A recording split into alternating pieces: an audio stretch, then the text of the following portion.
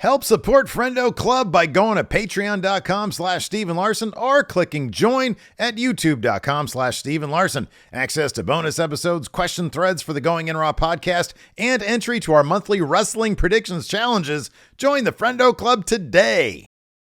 Have you filled out your ballot for the Friendo Awards 2023? That's what we're going to do today on Friendo Club Wrestling. Yes, Larson, you have a question? Since there are awards, are we even eligible to fill out the can we vote even? Yeah, of course we can. Not a conflict of interest? No, not at all. No, all none right. unless I don't know if you're up for an award. Look, man, hundreds upon hundreds, maybe even over 1,000 Friendos are going to be voting in the Friendo Awards. Make sure you guys put your votes in. But yeah, links in the description. Go vote, please. Look, man, we're just another couple votes.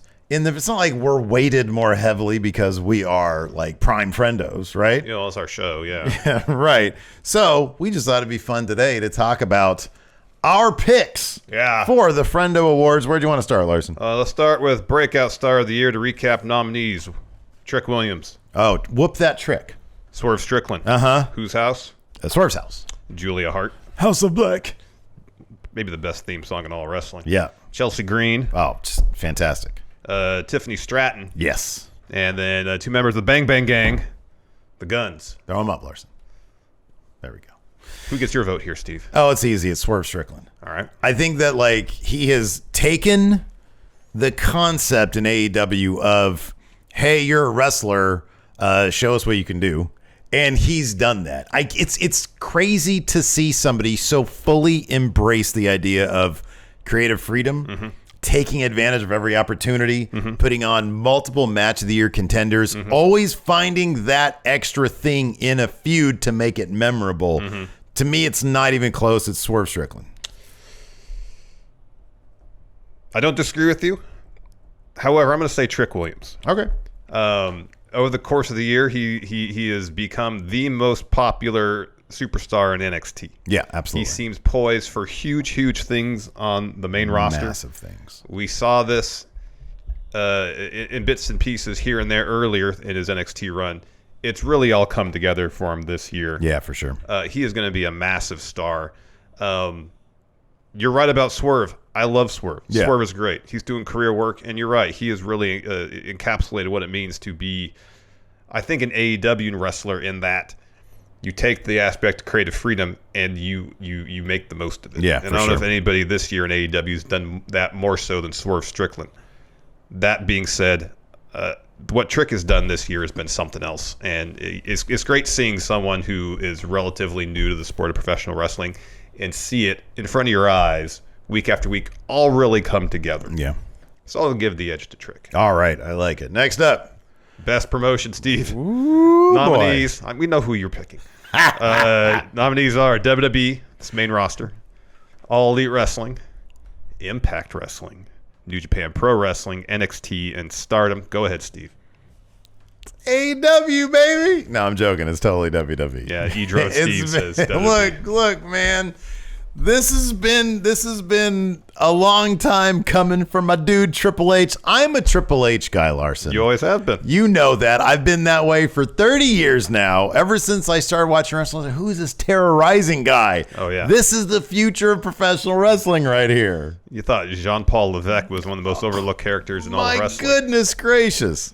So, yeah, I'm a Triple H guy, and I think, man, I can list a million different reasons why or give you a million different examples, but right now in the here and now, looking at a guy like Drew McIntyre, is it like all of a sudden overnight, I'm gonna be a bad guy now? No, it's actual realized character motivation and a guy who can't help but make good points when coming to the decisions that he makes as a pro wrestler in the story. Yeah. And that is indicative. Look at just how everybody is like realizing their fullest potential. He takes his time with stories. He doesn't rush things. He doesn't just hot shot shit out there. Yeah. Takes his time. Not going to say he's perfect, but he's darn close to it. Triple H. I'm sorry, WWE main roster is my promotion of the year. You explained why you're going to vote for Triple H. For you got that right, absolutely. So one thing you didn't mention about WWE and why they should win Best Promotion is because not only creatively have they had a bit of a renaissance, Financially, it's like the best year they've ever had. Every city they go to, it sets the highest grossing gate they've ever had in that city. Yeah. Whether it's an episode of Raw, SmackDown, pay-per-view, doesn't matter. You see how storylines, decent, good storylines, lead to fan interest, which leads to more money, more butts and seats. Exactly. You see how packed those arenas always are. Oh my gosh! I know. It's a boon period the likes of which WWE haven't seen in a very long time. Yeah. So that's why I feel also, like, you know what? Well, let's go ahead and move on to Booker of the Year. we know you're voting for Triple H. I'm a Triple H guy, but here's another reason why. Larson, it's the holidays, and he's letting the wrestlers go home for the holidays. Good point. He's giving us a clip show on Monday for Raw, Never thought and that he's happened. letting his people go home and rest. He says, get your sleep, get your rest. The health of the wrestlers is paramount to what we do. Yeah. Vince McMahon expected everybody to live up to the Vince McMahon standard of sleeping 4 hours a night. Oh, if I can do it, you can do it. No. Working every holiday, never seeing your family. No, that's not right. Not in 2023, heading into 2024, Larson. No. Booker of the Year, Triple H, Promotion of the Year, WWE main roster. I like to disagree with you on Booker of the Year, but I really can't. It's Triple H. WWE's had the most captivating TV on a regular, consistent basis all year. And I'd love to vote for Shawn Michaels, but I would just be a contrarian at this point. Shawn Michaels has done excellent work in NXT. Oh, absolutely, yeah. He's taken it was a rough start for NXT 2.0. Mm-hmm. They found interesting characters for basically everybody there, and then they take these interesting characters and put them in personality clashes, and we get some intriguing stories. And what they're doing now with Mello and Trick is really good. Yeah, it's hard to go wrong with a whodunit. Yeah, right. Yeah. And they're doing a good job with this one. That being said, for everything we said, it's got to be Triple H. Got to be the game. It's gotta Triple be the H. game. Most shocking moment. Vince returns to WWE and then sells the company. Sorry, doesn't sell it. Merges it with UFC and then subsequently loses creative power to Triple H. Those are three different ones. Yeah. All of CM Punk's 2023. Take your pick. Roller coaster. Truly. And then a couple kayfabe moments. Sami Zayn turns on Roman Reigns and Cody loses at WrestleMania 39. You go first. Because I think I know what mine is. I kind of want to hear what you say. So I'm going to go with this. Okay. I feel like even though there's only one entry for CM Punk, there's like three things you can pinpoint as pretty shocking, and they all, and in my mind, they all kind of cancel each other out. Okay, it's not like a geometric thing where one follows the other, makes it all more impactful. It's like your year is a mess, dude. I'm gonna go with one singular moment. Yeah, and the ripple effects. Hold on, but I'm gonna do a little newlywed game because I don't want. Yeah, sure, go ahead. Because I think this is mine. Hold on. Okay, go ahead. For me, it's WWE merging with UFC. Okay. Because when Vince came back, I wasn't necessarily surprised by that because that's just Vince. Yeah. And when he said, "I'm going to sell the company." Again, that's not anything they ever really said they wouldn't do. Yeah, they already yeah. said, like the last few years, we're open for business. Yeah. I didn't necessarily expect them to, but then when it was announced that it's not a sale, it's a merger, the whole time Vince is like, "Oh, we're going to maximize shareholder value." Shareholders got shit out of this, They got nothing. They got nothing. Yeah. Vince didn't even pocket any cash. Right, yeah. Because the company wasn't sold. It was merged. And the stock price went down. And we're still here several months after the merger was announced trying to figure out what Vince got out of it. Yeah, right. Yeah. Did he just did he get the rug pulled out from under him? Yeah. Did he go into this with eyes wide open, knowing exactly what he's getting into? Yeah. It's still confusing to this day why that offer was accepted, but none of the other ones weren't, which you'd assume were a sale, unless he thought he was going to do this and retain power. Okay. I'm so glad you went there because mine, I wanted to write this down just in case we had the same thing. I don't want people to think that I was just, saying that. But mine, you can't see it right because it's scrawled. Vince loses, yeah. So here's the thing. Everything you're saying. Without that deal, who knows if that would have happened? You're right. Here's the thing, though. Because what you're saying is absolutely true. But the thing that isn't shocking about what you're telling me right now about the merger is that Vince did it in order to stay at creative. So the real shocking thing is, after 60 years, or wait, the 80s were 40 years ago. After 40 years, after 40 years of being essentially Thanos, of never losing anything, he screwed over promoter after promoter after promoter. He got screwed. We don't know that for a fact, though, Steve. Okay, but everything.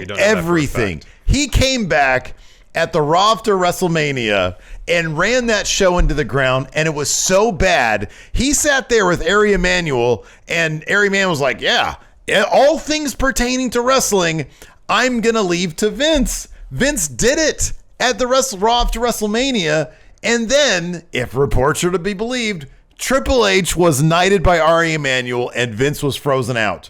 The miscalculation, again, assuming that's true, like Vince didn't just step away, assuming all that's true and that Vince actually was taken away from creative by Ari Emanuel, that is shocking to me that he, in the end, gave away his company for less money, and they didn't keep him in control of creative. That's nuts. According to, I was reading an excerpt from Brian Gewirtz's book about Vince McMahon being in creative in WWE. It's because it's the one thing he loves to do. And if he's actually been he gave control of his company to somebody else, and that person said within months, you're out of here. We're going to let Triple H do his thing. That, to me, the shocking miscalculation that led to Vince McMahon being removed from power. Yeah, it starts with the merger, but the fact that he so miscalculated what that merger would do for him is absolutely crazy. Well, I think I tie those things together to a degree, that without them accepting that deal, the deal itself was a miscalculation, seemingly, and everything else from there is a bit of a ripple effect. Yeah, but I can understand why he would do the deal, because it would keep him where he wanted to be. In theory. And seemingly that didn't happen. And the fact that he miscalculated that aspect of it, to me, is the difference between them, I think. All right, let's take a break here really quick, Larson. We're going to ask the people for a huge favor. So, you and I, we're big on goals here at Going In Raw. We've got goals, and one of our goals was to meet the subscriber goal here on YouTube of 189,980. 198,891. That's what I meant. And we did it. We beat that goal. What is our subscriber count at right now? Oh, sorry. I got to go over here and look. Well, I hope it's still above that, because we were struggling for a second. 198,916. All right, listen. If you like what you're seeing here, if you enjoy Steven Larson's content, do us a solid. Hit that subscribe button if you haven't already. We're trying to get to the next palindrome number of 199,991. We can't get there without your help, so hit that subscribe button. Also, hit the like button. It's a free and easy way to help boost Going In Raw in whatever weird YouTube algorithm there is. We also have the Friendo Club setup. Do you want bonus episodes? Our bonus episodes are coming back in a major way in 2024. You want question threads, so we'll read your name and question and then answer that question on our show every single week. Correct. Do you want access to the Big Blue Predictions Challenges? Of course you do. Currently, the Big Blue Championship held by Patrick Sparks, a.k.a. Graham. Do you want to show everybody that you know the most about predictions in wrestling? Well, you can join our predictions challenge, and the only way you can do that is by getting the Friendo Club set up. 2 ways to do it. Either click join on the YouTube, $5 a month, or go to patreon.com/Steven Larson, $5 a month there for the Friendo Club setup, and you get all that stuff we just talked about. So, it's a great way to help support Going In Raw and Steven Larson. And now we'll get back to what we were just doing. We'll get back to the show. I just subscribed too. You had not subscribed? No. All right, I did. We gotta talk about where your priorities are. You're not even a regular sub to our Twitch channel. Hilton, can we just? Well, that costs money. Hilton, sitting here. What you did is free. There's no Hilton over there. Feud of the year nominees are Swerve and Hangman, MJF and Adam Cole, Bebe, Will Ospreay, Kenny Omega. The whole Bloodline, Cody, Kevin Owens, Sami Zayn thing going up to WrestleMania. You can't really separate that out, I feel like, into 2 or 3 different I agree. feuds. Yeah. Rey Mysterio versus Dom Mysterio, Roman versus Sammy in the build up to Elimination Chamber, and then Hangman versus Mox. Steve, what's your feud of the year? To me, it is Roman versus Sami Zayn. All right. That moment, their Elimination Chamber, and everything that led up to it, the Royal Rumble, where Sami Zayn turned on Roman, everything that preceded that, the trial of Sami Zayn, that was the most compelling wrestling television that we had seen since the Attitude Era, since Austin McMahon stuff. That was the most, and I'll be honest with you, I feel like Reigns versus Zayn, all that stuff, to me, was more compelling than literally anything I've seen in wrestling in the 30 years I've been watching it. Yeah, it was good stuff. So, to me, Feud of the year, 1,000%, and it's not even close, goes to Reigns versus Sami Zayn. You can talk about what happened after Elimination Chamber all you want, but up to that match in Elimination Chamber, Sami Zayn lost. Up to that moment, and including that moment, that was the most compelling television wrestling has produced in the history of the business, and I don't think anything comes close. All right, I don't disagree with that, but I'm going to give a different answer. So you talked about Swerve Strickland, about being kind of the embodiment of what it means to be a AEW wrestler and taking control or taking advantage of the freedom there to craft your own creative. And I think nothing kind of crystallizes that more than his feud with Hangman Page. 2 fantastic matches, including a match of the year contender. And even so many of Swerve's things he did outside of the building, outside of the ring, is what really added depth and dimension to his character. You can talk about where he and AR Fox went to Nick Wayne's wrestling training school, and that was amazing. That was awesome, yeah. When he broke into Hangman's house. Yeah, that was great. In their feud, it was awesome. Yeah. You know, and the promo that kicked the whole thing off was spectacular. It was. You know, it didn't have necessarily the high drama that Roman and Sami did, but a lot of that, especially the build-up to it, took place late last year, late 2022. Yeah. As far as a feud that is entirely encapsulated within this calendar year, it's hard to say that anything was really as intriguing and delivered as much as Swerve and Hangman, so I'll give it my vote. All right. I like it. I like it a lot. Tag Team of the Year is up next. We've got Kevin Owens and Sami Zayn. Of course, they won at WrestleMania. FTR, Judgment Day, Starks and Bill Big, Chelsea Green and Piper Niven, the Usos, and Better Than You, Bebe Larson. You go first. What's your Tag Team of the Year? This is a tough one. This is a tough one because, you know, in prior years, like last year, FTR really stood out because the first half of their 2022 was amazing. It was awesome, yeah. You know, and there's been other years where there's been an obvious winner. Yeah. And I don't feel like this year there's an obvious pick, so I'm going to go with who I feel like is the most entertaining team, and that's Judgment Day. They've had the tag titles a good chunk of the year, especially most of the last half of the year. The Albatross and the Money in the Bank briefcase is always an interesting dynamic. Rhea being leader of Judgment Day is always wildly entertaining. And seeing Finn go from guy who is this like basically horny to get the World Heavyweight Championship from Seth to kind of being, hey, I'm happy to be tag team champion while this Damian Priest, who's having a hard time not being front and center, is an interesting dynamic shift. It is, for sure. And they put on good matches. They have good defenses. They dropped it for a couple weeks, the titles to Cody and Jey Uso, but got it right back. They really should have been on here for Tag Team of the Year. Cody and Jey, they were a team for 3 weeks. Just for that press conference. The press conference was really good. So I'm going to go with Judgment Day. I like that. I like that a lot. I'm not going to go with that, but I think that you got some really solid points there. For me, it's Better Than You, Bebe, because that story was so fun, and it still continues to be, and it's a shame Adam Cole got injured because, you know, who knows where it would be at this point. But more than anything, more than any tag team this year, they had the crowd in the palm of their hand. Yeah. And even after Cole got injured and MJF had to do things like fight the righteous by himself, which was on one of my worst matches of the year list. But I think in terms of their chemistry, the development of the MJF character, what Adam Cole did for that, I thought nothing overstayed its welcome, even though I thought it totally would. We haven't gotten the turn yet. I still think that's going to happen. But for my money, their chemistry, the relationship they had with the crowd, what it did for MJF, that to me is Tag Team of the Year. All right, let's talk Show of the Year. We got AEW All in London, Survivor Series, War Games, Forbidden Door, WrestleMania 39 nights 1 and 2, AEW Revolution 2023, and then the Rumble. Steve, what is your show of the year?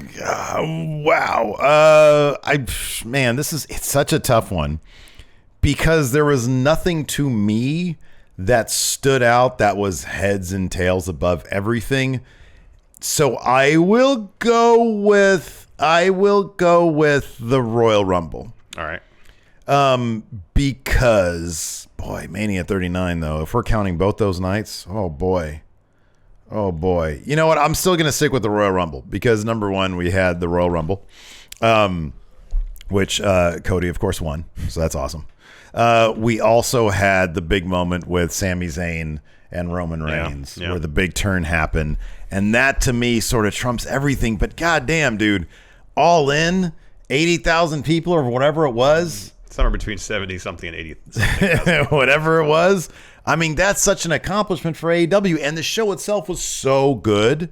CM Punk's return to Survivor Series, Forbidden Doors, whatever. WrestleMania was just absolutely stellar this year, I thought. And then Revolution, I got a weird relationship with because I didn't actually watch it live because I had a bunch of weird family stuff happening.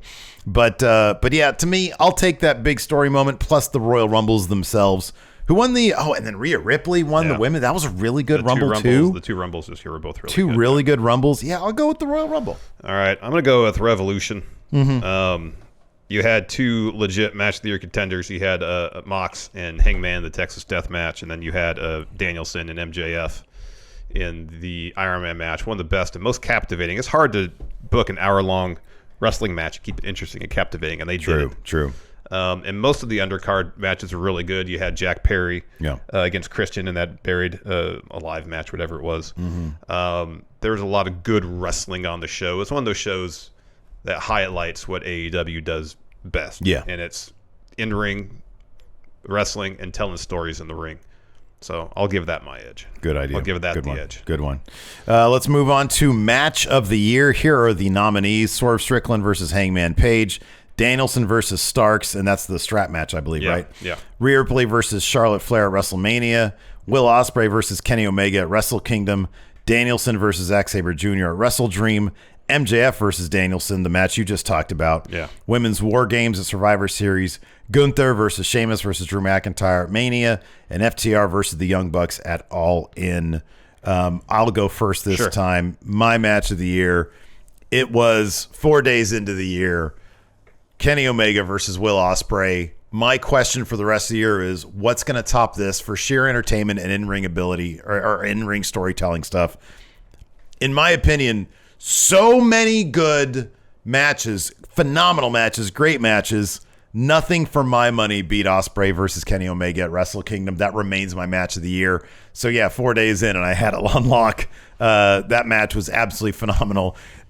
Some of it was like borderline comedic violence. Yeah, it was. With like slamming the head into the door until it freaking busted open. Yeah. At that point I was like, this is my shit right here. This is my guy. This is why I like pro wrestling. So to me, it's Kenny versus Will Ospreay at Wrestle Kingdom. This one's tough for me because there's two matches that there's a lot of matches I really, really like, but there's two matches that I absolutely adored this year. Yeah. One was Bryan Danielson versus Ricky Starks, and that strap match at All Out. Yeah. And I've said this before, so apologies for sounding like a broken record here. They made their first ever match feel like the blow off to years long blood feud. Yeah. And that is an impressive feat when the match is made in like the collision before the pay-per-view or the week before the pay-per-view. And those guys go out there and deliver intensity, passion, and a level of storytelling. Yeah. For a first time ever match. And I can't think of a match that ever happened for the first time. Yeah. And have it deliver like that. And have the feeling of a blow-off. It was incredible. Yeah. Also, Swerve versus Hangman at Full Gear, the Texas Death Match. You talk about intensity. You talk about passion. You talk about storytelling. Hangman got so wrapped up in his emotions that he was drinking Swerve's blood. You know, and that's continuing Hangman's story is that when he lets his emotions get the better of him, it costs him in the end. And it always does, and it cost him in this match. If I could have a tie, I would, but I guess if we're voting, you got to vote for one. Yeah.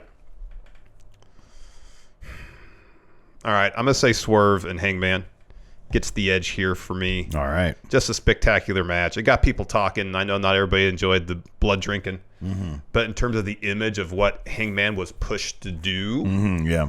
it's hard not to not think, man, that's one moment that shows the intensity and that Hangman had on display in that show, in that match, and just everything. The staple gun, Swerve stapling himself on the chest. It was awesome. There's a, in terms of storytelling and developing character, that's the type of match that wrestling's all about. Yeah, right. Yeah, absolutely. You know, and it was fantastic. So I'll give that the edge. All right, it comes down to this, man. Wrestler of the year. I think I know who you're going with. So who goes first? Oh, you go first. You want me to go first? Yeah. So for me, let me. There's a few names that were in contention. There's Danielson. Oh, yeah. Read the Sorry, the nominees were Danielson, Swerve, Roman, Sami Zayn, Gunther, Will Ospreay, Seth Rollins, Io Sky, Rhea Ripley, MJF, Christian Cage, Tony Storm, Athena, and Cody Rhodes. So for me, there's the names I seriously considered for this. Danielson, Swerve, Gunther, Rhea, and then Will Ospreay. In terms of delivering both in the ring and out of the ring. Yeah. It's hard to leave MJF off that too. So I'll say MJF was like, I agree with everything you just said, but you add MJF on there, and that's those my 6 names, I guess. It's my short list, yeah. Everybody delivered in ring and out of the ring. Yeah. I go to the match of the year nominees. There's one person who's nominated 3 times in that one category alone. Yeah. If we're talking in-ring excellence, Yeah. you might be able to argue Will Ospreay, but I don't think anybody has had a better year than Bryan Danielson. Yeah. Yeah. In terms of building and developing character, you got to give the edge to MJF or Swerve. Yeah. Because their character arcs through the course of 2023 with the most captivating stuff AEW had on television. You could say the same for Rhea and WWE. Once she won that title from Charlotte at WrestleMania, she started developing into the Roman Reigns of Raw. Yeah. For me personally, what I like most about professional wrestling is how 2, 4, however many competitors are in the ring and can tell a story that can get me engrossed in the story they're telling, get me emotionally involved. And I don't feel like anybody did that better this year than Bryan Danielson, so he gets my vote for Wrestler of the Year. All right, man. The names that you just listed there, you sort of talked about everybody except for one name. And the irony of this is that he's your guy on a week-to-week basis. For the year, he's my guy. I think about Christian? No. I love Christian, though. I think about who do I get most excited to see when he shows up on the TV. I always get geeked out for Bryan Danielson matches because I know, man, this guy is he's going to give me a match that is going to be so thoroughly entertaining regardless what the feud is, you know? Yeah. If it's a nothing match, he'll make that match awesome. And as much as I appreciate that Danielson is obviously having fun with his character on screen, nothing about his character really screams to me, this is compelling.